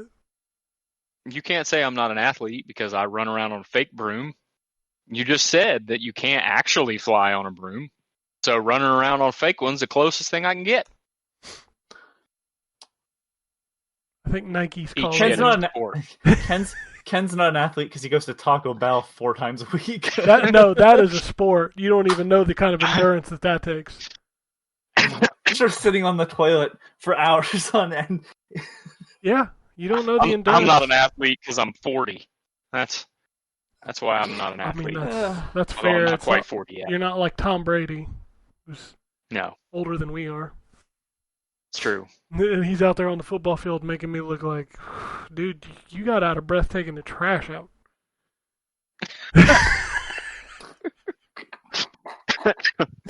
Oh my god. Shit. Mookie. It's true though. It is kind of true. Like I joke with my son about it because he's at that age where he wants to beat me. Like he's got to be stronger than me. Yeah. And he'll come and tackle me and like try to wrestle me, and he'll be out of breath, and I'll be like, "You're 10. Yeah. You step up your game, son." You got to step up the game. Like eventually, you'll be able to like poke me, and I'll fall over. So don't worry about it. Yeah. You just pull the walker out from under you. Just grab and pull. Watch it go down. Yep. Be spending the night in the ER. What's up?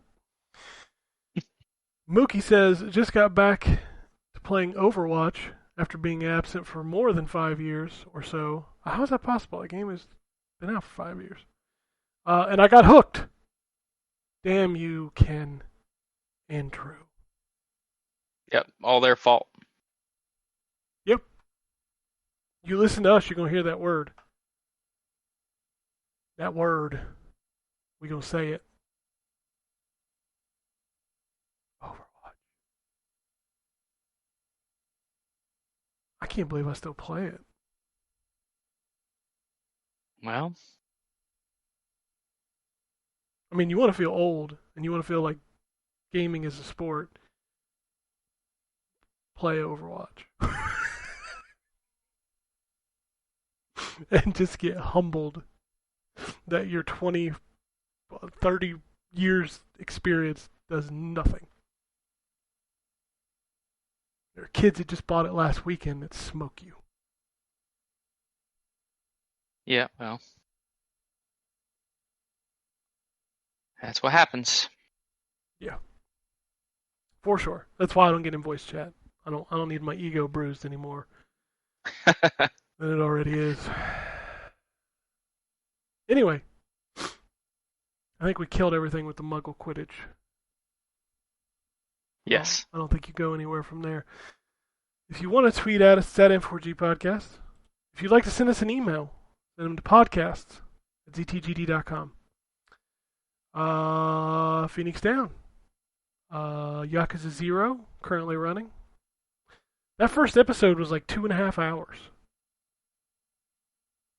Which is like, They're crazy. I mean, They're crazy for doing this.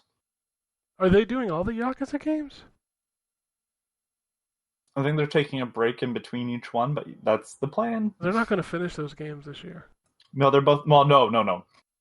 Drew already said to me that that's probably not going to happen. No way. I just think he underestimates how long this one's going to take. Oh, 0 is huge. I've been playing it for years and still haven't technically finished. But it's going to be 0, but then they're going to play a different game, and then they're going to move. Is Yeah. how I understand how they're going to go. Good luck with that. But that first episode is up. It's like 2.5 hours long. So go check that out. You can follow me on Twitter at ZTGD. You can follow Ryan on Twitter at WombatRP. You can follow the site at ZTGD Content. And you can send us angry messages about your horny games. Or about how Muggle Quidditch is a sport. I don't care. It is a sport. I want somebody to send I'm me calling it. I want somebody to send me a YouTube video of people playing Muggle Quidditch in real life. I mean, I'm sure you could probably just look it up. I mean, I could, but I think I might. It's not like there's a YouTube block on Muggle Quidditch. You don't I know. don't imagine.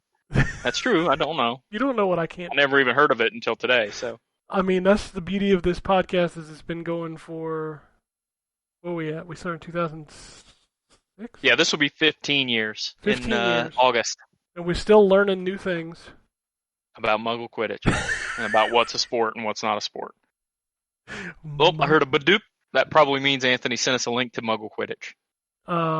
It did. No. UCLA Quidditch. Wait, no. See? This can't You're even be. doing it at a college, man. That's a sport. Look at that dude. He got athletic socks on. It's a sport. Look at that dude. He got athletic socks on. Are those headbands? Are they wearing headbands? Well, if got a headband on, it's definitely a sport. I mean, Macho Man wore a headband. You know. Oh yeah. Well, that was a sport too. I've never denied that. I've always said wrestling is fake, but I've never said it wasn't a sport. But then Oh, again, it's they're not sport. trying to fly on brooms, so there is that. That's true. Although it wouldn't shock me if somebody somewhere didn't have that gimmick at some point. Speaking of wrestling, I watched Taker's interview with Rogan after he officially Oh, did ya? retired. Yeah, and like, it's weird seeing him out of character after 30 years. Like, 'cause Yeah. I don't follow wrestling, so I never like read or watched anything that he'd done outside of WWE. Like, I always knew him as the cold, calculated, I don't talk much, mean ass motherfucker. And like, hear him just talking on the show, it's just like, damn. Yeah. He hasn't really been the I don't talk guy for a long time. Yeah, I know he's talked a lot more, but like, he was still. He hasn't really done out of character stuff. You're right. Yeah, like he didn't do a lot of interviews and like documentaries and stuff about him. And I mean, I remember when he debuted, I was watching it. Of course, it was a month after it happened. I had to wait because I didn't pay for pay-per-view back then. I Yeah. rented him at the VHS store.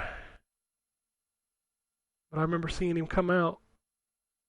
Like, God, There's just something amazing that our children will never recapture about going to a video store on a weekend and renting a movie or a game or something and having to hope that the one you want is there and like having to call the video store in advance just to see if it's there and having the video game store guy or the rental store guy get mad because 100 people have already asked him if they have it in stock. And they'd get weird shit in. That's what I miss the most, is just the weird stuff that they would take a risk on just to see movies or video games. Like, the fact that my mom and pop shop had TurboGrafx 16 stuff today sounds crazy because that thing did nothing in the US. Right. And the fact that they had it was amazing. I have so many fond memories of playing or, going to the video store, picking out a game to rent and getting like a big bag of Jelly Belly jelly beans. Yeah, my mom take me and she'd go do the grocery shopping. Like a lot of games I rented were at the Marsh supermarket. Oh yeah, Marsh. Yeah, so like the rental place was in the front, so as soon as we'd go in, she'd let me stand there and pick out a game.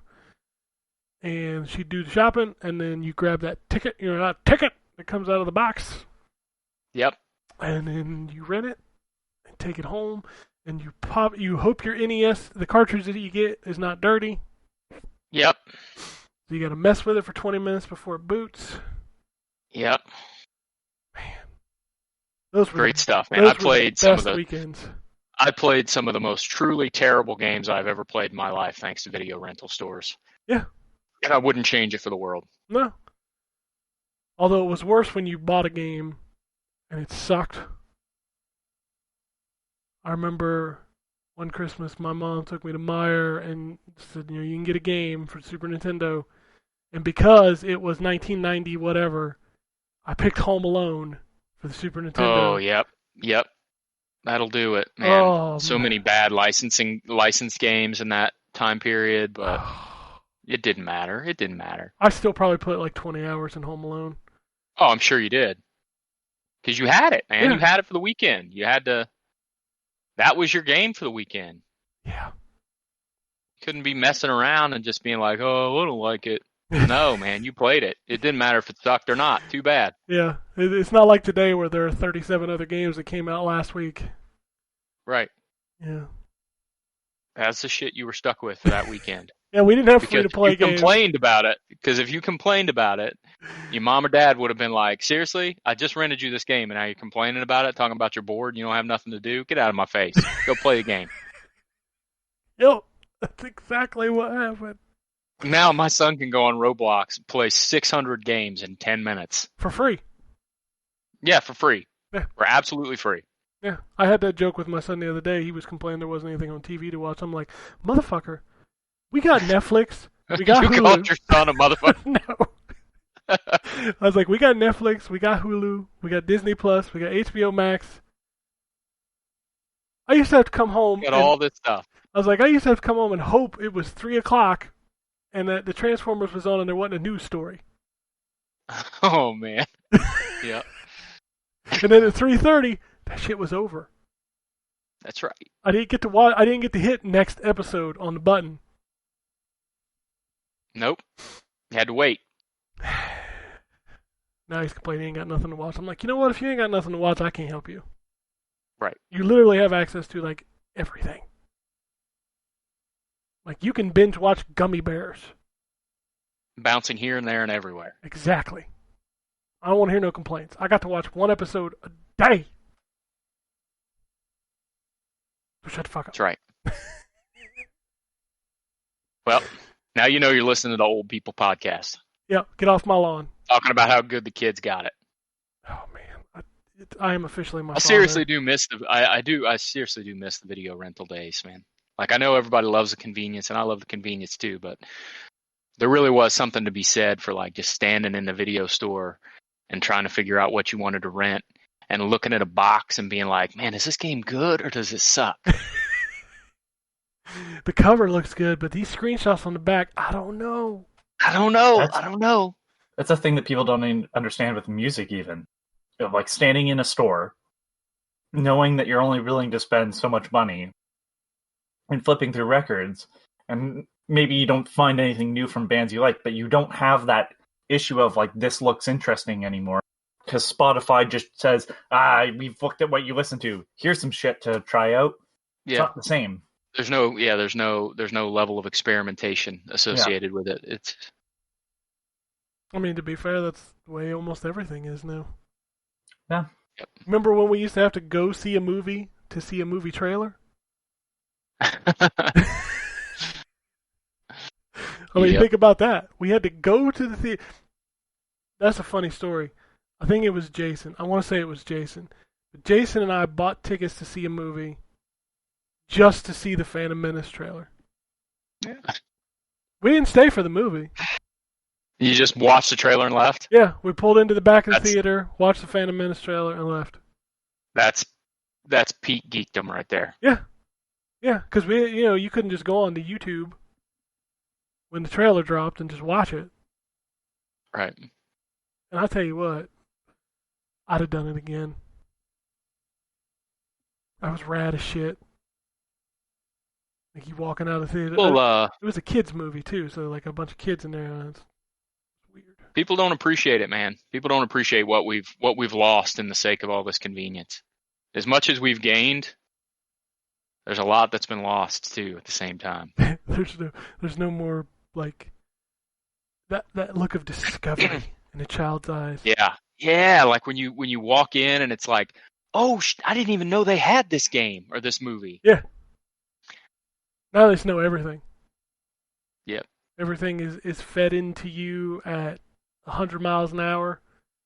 and you don't even have to think about it. Like the algorithms tell you what you're gonna like. Right. Yep. Yeah, the algorithms do all the work for you. Yeah, you don't even have that curation of like, oh, the local movie store guy kind of knows what you're into and may recommend you something because it doesn't exist anymore. I remember Right. that. I remember that working at GameStop. We had like regular customers.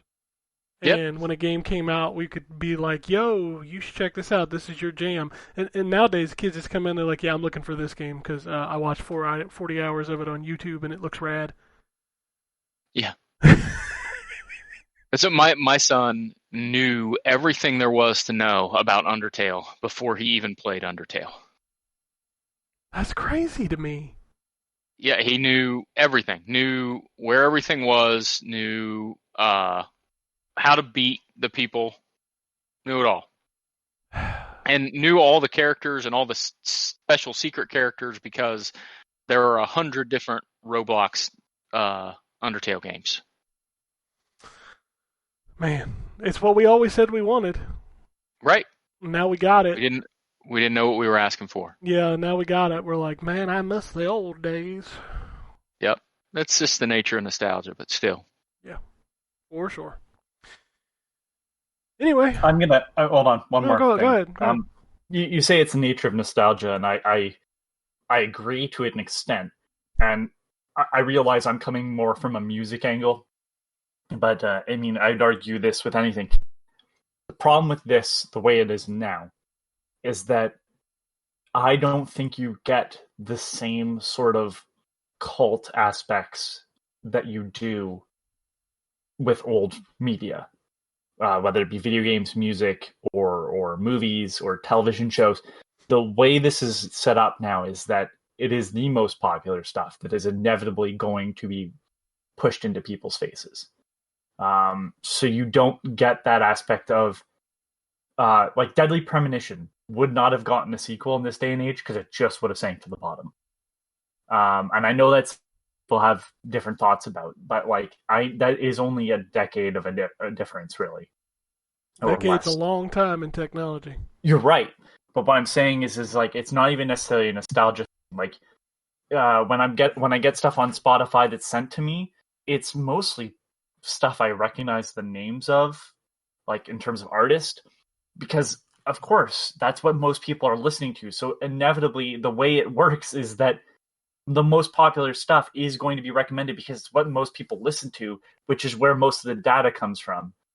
And so you don't get cult artists, you don't get, the weirder video games rising to the top. And if they do, in the odd case, say Undertale, they just get absorbed into the mass of popularity. And now it's just another big thing. And I'm not saying, we need to have special stuff. It's just, again, it can't link to anything else because it's just going to link to the other popular stuff because that's the way the algorithms work. YouTube, you could see it for a while. It's a bit better now, but for a while there, it was like, oh, if I'm watching this person, it links to all these other popular YouTubers because that's what everybody's watching. So the way the algorithm sees it, if you're watching this video and someone else watched that video, but then watched this popular YouTuber, well, you should watch this popular YouTuber. Makes my head hurt. It's a mess, and it needs a little bit more human curation, I think, in a lot of aspects of everything. Video games isn't hit as hard, but it is the same issue going on as well.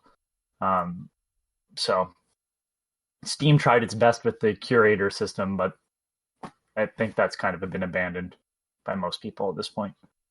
Yeah, I absolutely agree. And I wasn't trying to be funny last weekend. I really had never heard of The Weeknd. That really is amazing to me. Yeah, that's shocking to me. But never heard of it. Like when we talk about Glass Masquerade, like that game is not a game that gets talked about. But the moment everybody catches on that that's a really great game, it ends up being just another great game, and you don't have a connection to any of these more obscure titles. We used to. I mean, we've been around long enough that we used to have that influence. Remember when we got like 20 people to play Viking? Yeah, I was actually just thinking about Viking the other day, and that game is still $15 on Steam, which is amazing. Yeah, I remember talking about that game. Like, nobody had heard of that game, and we talked about it, like, for weeks. Yep, and we had people emailing us like, man, this game is great. Thank you guys for talking about it. Yeah. Like, man, the people who made Viking ought to be paying us money. Yeah, no doubt. And they never did pay us money. They never did pay us money. No. That game, they should add that to back compat. I'd play that game again. I'm gonna write a message to Ubisoft, and I'm gonna say that our comments about Viking Battle for Asgard on the 360, I'm gonna draw a straight line between that and the success of Assassin's Creed Valhalla, and I'm gonna ask them for a check. I need a check for this, even though Viking was published by Sega. Oh yeah, that don't matter. It was a Viking game. It was a Viking game. We did it. Yeah, we did it. You know what the funny part was? I was like, I think that was published by Ubisoft. Nope. Lo and behold, it was not. It's published by Sega. No, it was not. I don't remember the developer that made that game, but I don't either. like I know Sega published it, but I do not remember who developed it. And I'm sure going back and playing it now would not be a good exercise. No, But no. at the time, it was really great. Yeah. I bought a copy for $1 on disc because EB Games was just like, hey, let's get rid of all of our 360 stuff. It's like $1 a piece. Get rid of it. All right. I have to look it up now. Creative Assembly Oh, Creative shit. Assembly, okay. made that game. It's a good game, man. You It's can a get good it. game. Very bloody. You can get it on eBay for $4.50. Yeah. You know what else was a great game that I thought was going to end up being a big series that kind of disappeared was 99 Nights. They made a sequel. I know. It was not as good. It's got a No, it was not. notorious... Isn't that the game that has like the notorious B.I.G. Konami conference attached to it? No. Well, the second one was. Yeah, the second one where he's like telling people to clap. So the first one was actually published by Microsoft. Yes, it was. It was a 360 really? exclusive game. Yes, it was. And it was very, very good. It was. Well, very, very good is subjective. I enjoyed it. I mean, it was developed by Fantagram, Q Entertainment, Tetsuya Mitsuguchi, That's who it was. published by It Xbox reminds Game me- Studios. Yeah, it was like a better Dynasty Warriors at the time. Oh no, I'm sorry. It was Tak Fuji that was the one that was telling people to clap.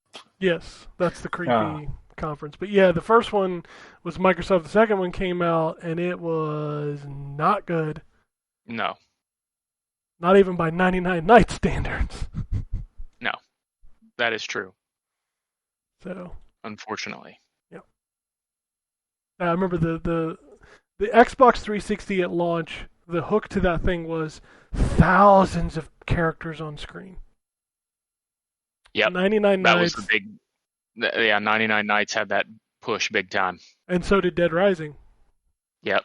Look at all these characters So- on screen. So did Cameo, if you remember. Cameo had those scenes where all the ogres were Yep. On the battlefield or whatever. And then that game died. Yep. All the good games die young. Only the good die young. That's what I was going for. All right. That is it for the show this week. Unless anybody has anything else. Oh, you didn't care for me.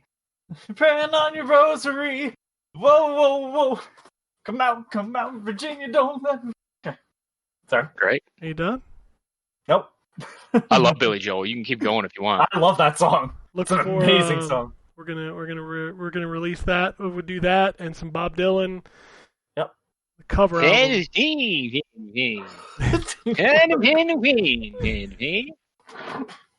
We're doing it. Speaking of Bob, before we go, speaking of Bob Dylan, I was watching an episode because Dinosaurs is on Disney Plus now.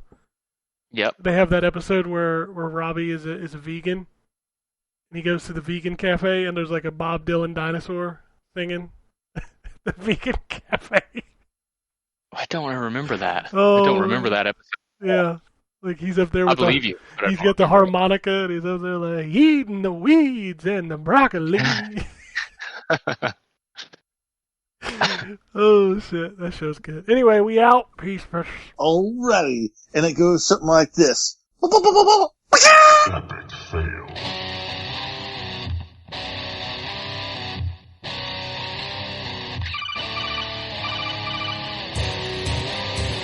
Welcome to the N4G podcast.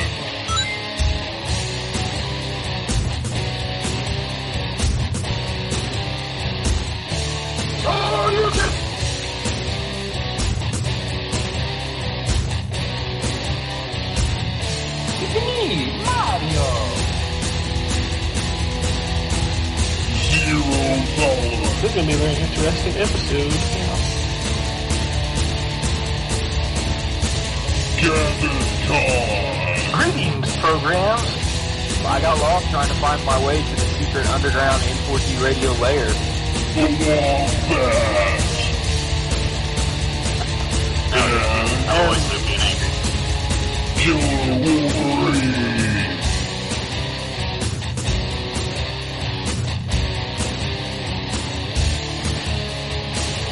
Play games, not consoles. No fanboys allowed. And then I killed the dragon. 8.0.